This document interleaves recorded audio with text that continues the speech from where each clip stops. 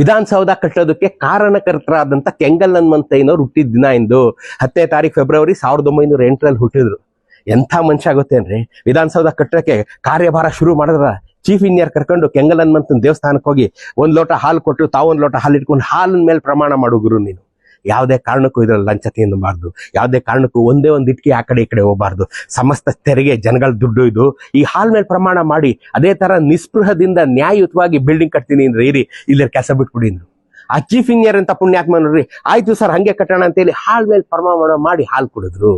ಅದ್ ಕಟ್ಟೋದ್ರಿಂದ ಇನ್ನೊಂದು ಕಥೆ ಇದೆ. ರಷ್ಯನ್ ಇಂದ ಒಂದು ನಿಯೋಗ ಬಂದು ಬೆಂಗಳೂರಿನೆಲ್ಲ ತೋರಿಸ್ತಾ ಇದ್ದಾಗ ಕೆಂಗಲ್ ಹನುಮಂತಯ್ಯನವರು, ಏನ್ರಿ ಇಡೀ ಬೆಂಗಳೂರು ತುಂಬಾ ಬರೀ ಬ್ರಿಟಿಷ್ನವ್ರು ಕಟ್ಟಿದ ಬಿಲ್ಡಿಂಗ್ ಇದೆ, ನಿಮ್ ವಾಸ್ತುಶಿಲ್ಪ ಕಟ್ಟಿದ್ ಎಲ್ರಿ ನಿಮ್ದು ಹೊಸ ಬಿಲ್ಡಿಂಗ್ ಒಂದು ಇಲ್ವಾ ಅಂದಾಗ ಇದು ಅವ್ರ ತಲೆಗೋಯ್ತು.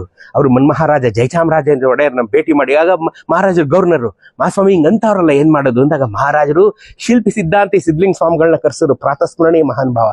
ಶಿಲ್ಪಿ ಸಿದ್ಧಾಂತಿ ಸಿದ್ಧಲಿಂಗ ಸ್ವಾಮಿಗಳು ಬಂದು ಶಿಲ್ಪಶಾಸ್ತ್ರದ ಪ್ರಕಾರ, ಕಟ್ಟಡ ಶಾಸ್ತ್ರದ ಪ್ರಕಾರ ಕಟ್ಟಿದಂತ ಭಾರತದ ಏಕೈಕ ಆಧುನಿಕ ಕಟ್ಟಡ ವಿಧಾನಸೌಧ. ಶಿಲ್ಪಶಾಸ್ತ್ರದ ಪ್ರಕಾರ ಕಟ್ಟಿದಂತ ಏಕೈಕ ಆಧುನಿಕ ಕಟ್ಟಡ ರೀ ವಿಧಾನಸೌಧ.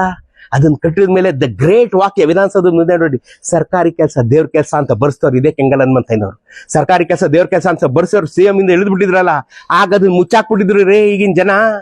ಆಮೇಲೆ ಅವರು ತೀರ್ಕೊಳ್ಳೋಂಥ ಕಾಲದಲ್ಲಿ 1980ರಲ್ಲಿ ಅರಸು ಅವರು death bed Victoria hospital admit ಆಗಿರೋ. ಆಗೆಲ್ಲ ದೊಡ್ಡ ಆಸ್ಪತ್ರೆ ಇರಲಿಲ್ಲ, CM ಆಗಿದ್ರು PM ಆಗಿದ್ರು, ಆಗ ಗೌರ್ಮೆಂಟ್ ಹಾಸ್ಪಿಟಲ್ ಸೇರ್ಬೇಕಾಯ್ತು.